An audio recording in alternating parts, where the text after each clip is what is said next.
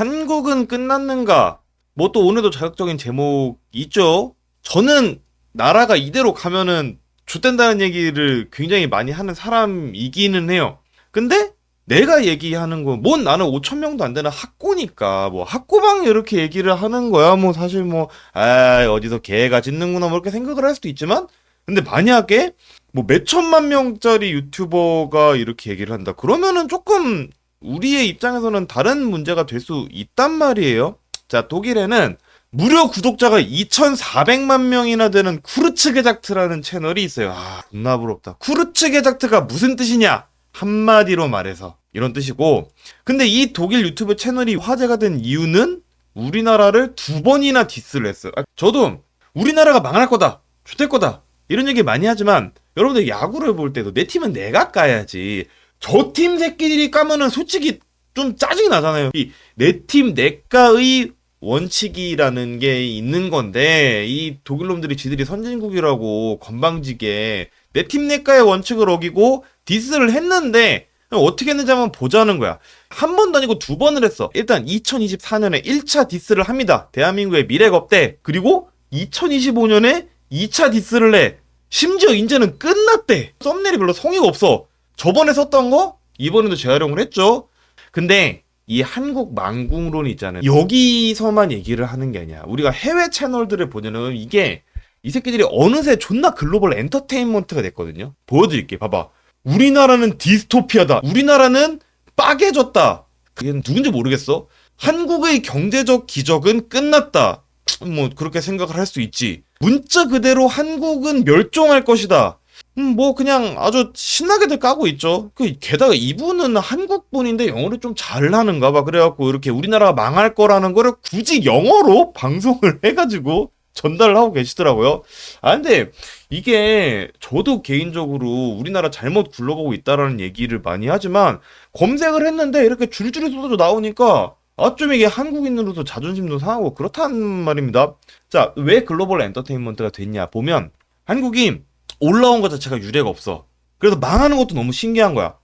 우리가 뭐 리즈 이런 데 생각해보면 돼요. 존나 잘하던 데가 갑자기 2부 리그 3부 리그 가고 이러면 사람들이 그거를 계속 얘기를 할 수밖에 없어. 근데 한국은 전성기 리즈만큼 잘 한 것도 사실 최근 일이란 말이에요.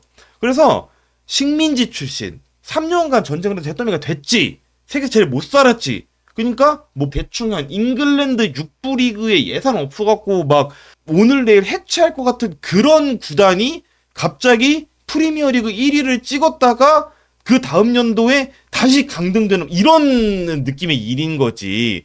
저출산이 뭐 전 세계적인 현상이라고는 해요. 우리나라 말고도 다른 데도 다 내려가. 근데 한국은 또 너무 특이하다는 거야. 이 0.7몇 명은.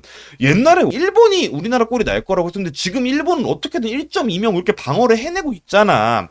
맨유가 요새 망했다고는 하지만 그래도 중위권이라고 하긴 좀 그런가? 아무튼 방어를 해내고 있잖아. 근데 2부 리그 3부 리그 그렇게 강등이 될 거라고 예측이 되는 거면 사람들이 얘기를 할 수밖에 없다라는 거죠. 그리고 2010년대 후반 이후로 우리나라는 갑자기 알려진 나라가 된 거야. 원래 사람들 잘 모르다가 알려진 나라가 됐는데, 그럼 외국인들 입장에서는 사우스 코리아 원더풀. 근데 what? 망한다고? 이렇게 된 거잖아. 여러분들 생각해봐. 내가 누구 덕질을 해. 내가 걔를 어제 알았어. 어제부터 덕질을 시작했어. 근데 갑자기 내일 성추행이 터졌네? 그럼 황당할 거 아니야. 자, 그러면은 결국 한국이 망할 거다라고 얘기하는 거는 한국 사람들이 애를 안 낳기 때문이다 라는 거는 뭐 공통적으로 하는 얘기고, 근데 여기서 한 가지 재밌는 사실 있어요, 여러분. 우리나라 육아 브이로그들 보잖아요. 그럼 한국 사람들 왜 애 안 낳는지 알 수 있다. 아니, 정확히 얘기하자면 한국인들이 왜 애를 안 낳는지 알 수 있는 게 아니라 애를 많이 낳는 사람들이 어떤 사람들인지 알 수 있어. 보면은 요 분들이 굉장히 우리나라에서 유명한 육아 브이로거들인데, 이 사람들은 모두 둘째가 있습니다. 모두 둘째가 있어요. 이거 나쁘다고 얘기하는 거 아니에요. 나 나쁘다고 얘기하는 거 아니야. 육아 브이로그 하시는 분들은 엄밀히 말해서 자기 애들의 귀여움을 팔아서 돈을 벌 수 있는 거잖아요. 나쁜 거 아니에요. 뭐 나도 망국론을 팔아서 돈을 버는데 뭐 나라 망할 거라고 해서 장사하는 새끼보다 그래도 애를 낳는 사람이 좀 더 애국자인 건 맞아. 어쨌든 형태가 그렇다는 거야. 생선을 판다, 뭐 연필을 판다, 이거랑 똑같은 거야. 근데 이분들은 자녀가 생산수단인 거잖아요. 우리나라가 요새 자녀가 생산수단이야? 아니지. 한국에서 2명 이상 출산을 하기 위한 조건은 원래 돈이 많거나 자녀가 생산수단이거나 둘 중에 하나예요. 이 저출산이란 게 여러 가지 원인이 있는데 농경시대가 있고 현대산업사회가 있을 때 농경시대는 아까 전에 내가 말했던 그대로야. 자녀가 노동력이야. 자녀가 생산수단이야. 근데 현대산업사회는 애가 태어나잖아요. 그럼 소비자가 늘어나는 거야. SCV가 아니라 그냥 뭐 기능이 없는 유닛 하나가 인구수를 차지를 하게 되는 거야. 한동안 기능이 없는 유닛이. 이런 시대에는 많은 자녀는 많은 노동력이에요. 근데 산업사회에서는 많은 자녀는 그냥 많은 소비자지. 내 통장이 점점 더 비난해져 가는 거지. 그리고 농경시대에는 평균 수명도 짧았잖아요. 오래 안 산단 말이야. 근데 산업사회는 또 평균 수명이 길어지면서 뭐 독립이 늦어진다거나 이런 문제도 있어. 왜냐면 고대 그리스 이럴 때마다 막 10대 때 다 가정 꾸리고 나가고 했잖아요. 지금은 30대가 돼도 잘 안 나가잖아요. 이게 인간의 생애 주기상의 문제도 있단 말이야. 그리고 농경시대 때 옛날에는 언제냐? 영아 사망률도 높았어. 응애 10명이 태어나면은 안타깝게도 한 반 정도 죽고 그랬어요. 지금 그래? 지금은 안 그래요. 지금은 안 그러다 보니까 결국 사람들이 애를 낳을 이유가 없다라고 우리는 또 생각해 볼 수는 있는 건데, 근데 이거는 뭐 전 세계적인 얘기잖아. 그러면 한국만 문제가 있다라고 하면 또 그게 뭔지 여러분들은 궁금하게 돼. 또 첫 번째, 한국에만 있고 선진국에는 없는 애들이 딱 2개가 있어요. 긴 노동시간, 수도권 집중, 52시간도 그렇게 52시간보다도 길게 시키려고 지랄 하는 나라 우리나라밖에 없을걸? 긴 노동시간과 낮은 인건비는 사람의 여유와 의욕을 전부 다 앗아갑니다. 왜냐? 좆빠지게 일을 했어. 퇴근을 했어. 밤 12시야. 그럼 누가 뭘 결혼하고 애를 낳아? 그냥 유튜브 보다 자는 거지. 그리고 수도권에 모든 게 몰려있으니까 젊은 사람들 입장에서는 저기 가야 먹고 살 수 있는데, 좀 더 풍족하게 먹고 살 수 있는데, 모든 사람들이 저기 몰려있으니까 수요가 너무 많잖아. 그럼 비용이 너무 높단 말이에요. 자원이 없어. 그럼 결혼을 자꾸 미루게 돼. 근데 그런 사람들이 출산을 하기를 기대하는 거는 제가 몇 번 얘기했지만 언감생심이다 라고 얘기를 한 거고, 근데 또 이런 얘기를 해서 일을 더 시켜야 된다. 민주적인 토론과 인간적 겸상의 대상이 그냥 아니야. 그런 애들은 인간은 노예 상태에 두게 하자고 하는 애들이야. 그런 애들은 답이 뭐다? 여러분 다 알지? 희망의 시작 서울구치소. 대화를 할 필요가 없어. 관용을 보여줄 필요가 없어요. 대화를 할 필요가 없는 거야. 이민을 많이 받으면 과연 그렇다고 답이 될까? 전 아니라고 생각해. 왜 그런지 볼까요? 이분이 화교라고 아변님이 화교라고 의욕이 있다는 것 자체가 문제 아니? 무시. 두 번째, 화교는 의대 입학에 혜택이 있다. 와, 존나 좋겠다, 진짜. 씨발, 나 이거 어떤 것도 먼저 대한민국의 의사 중에 80%가 화교라는 새끼들도 있어. 여러분들, 요거는 우리가 생각을 하라고 있는 거잖아요, 그렇죠? 근데 또 얘네는 지들끼리도 화교라고 싸워. 그러니까 자기네들 요 세력이 있는데 여기서 또 분열돼가지고 서로 화교라고 욕을 하는 거, 뭐 이런 사람들 안에서는 화교가 욕인가 봐. 그러니까 이런 사람들이 우리나라엔 너무 많아. 지금 들어와서 사는 사람들도 못 쫓아내가지고 안달인데, 못 사는 나라에서 이민자들 본격적으로 많이 들어오면 견딜 수 있겠어? 안 된다고요. 안 된다고. 이민을 받아도 해결이 안 되는 이유는 이민자라고 한들 한국의 매운맛을 피할 수 없어. 노동시간 짧게 쟤네만 가져갈 거야. 못해. 업주가 한국인인데. 당연하지. 그리고 여러분, 이민이라는 건 보통 저개발국에서 선진국으로 옵니다. 미국에서 한국으로 이민 잘 안 와요. 올리버쌤 같은 분들이 뭐 한 해에 100만 명, 200만 명씩 미쳤다고 한국으로 오겠어? 안 와. 그렇기 때문에 우리가 한국인들이 흔히 생각하는 선진국 백인의 고학력 이민자는 우리나라에 올 수가 없어요. 말도 안 되는 거야. 이거는 따뜻한 아메리카노, 잘생긴 흰고, 희망의 시작 서울구치소 이런 거야. 어떻게 서울구치소가 희망의 시작이야. 그렇기 때문에 이민자들은 일반적으로 저임금 노동에 종사할 수밖에 없는데, 문제는 저 노동에서 마저도 내국인 청년들이 외국인 청년들이랑 경쟁을 하게 되면 어떻게 될까? 길거리에서 이민자들 그냥 때리고 다니게, 인성 안 좋은 애들이. 그렇잖아요.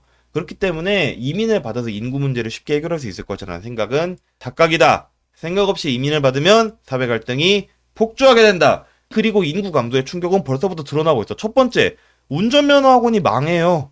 운전면허 학원이 망해. 여러분, 할머니, 할아버지가 운전면허 땁니까? 아니에요. 운전면허는 보통 젊은 사람들이 땁니다. 근데 청년의 숫자가 줄어드니까 이제 운전면허학원은 점점 망할 수밖에 없는 거야. 두 번째, 극장이 망해요. 주가가 14만 원에서 5천 원 밑으로 떨어졌어. 극장 보통 누가 간다? 일반적으로 가족 단위로 가거나 젊은이들이 데이트를 하러 가요. 근데 가족을 안 만들잖아.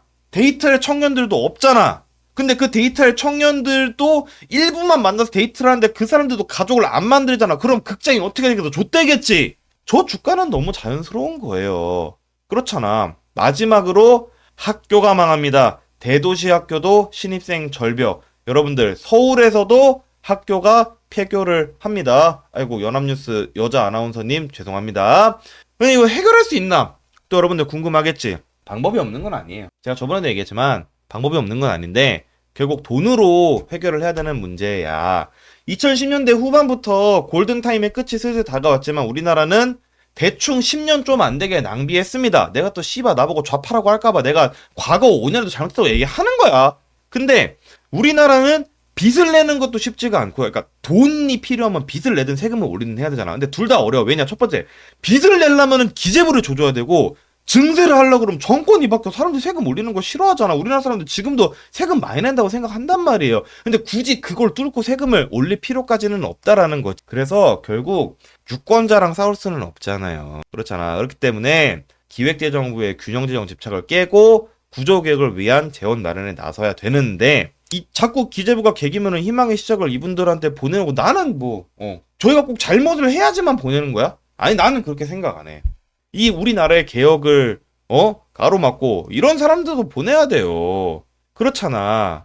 그러니까 제 생각에는 결국 좁지만 하나의 길은 일단 재원을 마련하되 균형 재정에 대한 집착을 깨는 거에서부터 시작을 해야 된다. 라고 저는 생각을 하고요. 이렇게 얘기하는 사람들이 있어. 한국은 빚이 많고 빚을 많이 지면은 후세대한테 부담이 되고 씨발 후세대가 어딨어. 자 봐봐요. 기재부의 농간 때문에 우리나라 사람들은 정부 부채들도 굉장히 큰 착각을 하고 있습니다. 첫 번째 정부 부채는요 어떻게 구성이 돼 있냐면 내가 주머니에 돈이 있어.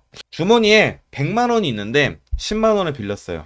그럼 내가 그 10만 원 갚는 거 어려워? 아무 문제 안 돼요. 근데 내가 돈이 빵원이야. 그래서 돈을 빌렸어. 이건 문제가 되지. 돈을 벌어서 갚아야 되니까. 자, 100만 원이 있는데 빌린 10만 원은 우리가 외환보유고라고 합니다. 우리나라 정부 부채의 50% 넘게는 그냥 외환보유고예요. 근데 외환보유고를 기재부에서는 정부 부채로 잡는다고. 이건 야바위지. 자, 내가 돈이 없어. 근데 돈을 빌렸어. 이건 진짜 나라 빚이죠. 2023년 기준 총 정부 부채 중에 진짜 나라 빚은 43.8%밖에 안 돼. 선진국 평균이 73.7%야. 그렇기 때문에 한국에서 진짜 정부 부채로 분류되는 빚은 선진국 평균의 60% 정도밖에 안 됩니다. 그렇기 때문에 우리나라는 국채 발행을 열심히 해서 그 돈으로 여기저기 고쳐도 되는 나라예요. 하지만 내가 말했지. 지금 빚을 늘리면 미래 세대가 부담이 된다. 지금 돈을 안 쓰면 미래 세대가 아예 없는데 무슨 개소리를 자꾸 하는 거냐가 제가 하고 싶은 말이에요. 자, 내가 늘 얘기했지. 이런 얘기를 하는 사람들은 민주적 토론의 대상, 인간적 겸상의 대상이다 아니다? 아니라 그랬지. 어딜 보내야 된다? 희망의 시작 서울구치소로 보내야 된다는 얘기를 하면서 오늘 쿠르츠 게작트 영상부터 시작을 했던 이제 한국의 위기에 대해서 여기까지 말씀드려봤고요. 여러분들 그러면 이번 주 일요일 라이브에서 뵙도록 하겠습니다. 그럼 여러분들 안녕히 계세요.